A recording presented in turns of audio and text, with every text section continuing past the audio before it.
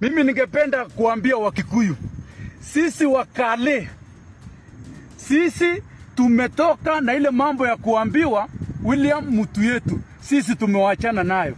Na ninataka niwaambie nyinyi Wakikuyu, mnakumbuka vizuri Uhuru Kenyatta alisema nini? Alisema msipigie kura Ruto, tutakuja kulia.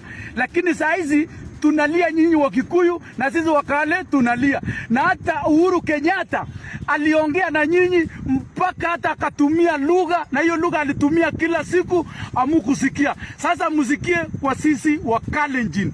Sisi tunataka tuambie 2027 kujeni nyinyi wote tuingie kwa Raila. Sisi tumesajua Ruto ni mtu yetu, lakini imefika mahali tumesema Ruto si mtu yetu.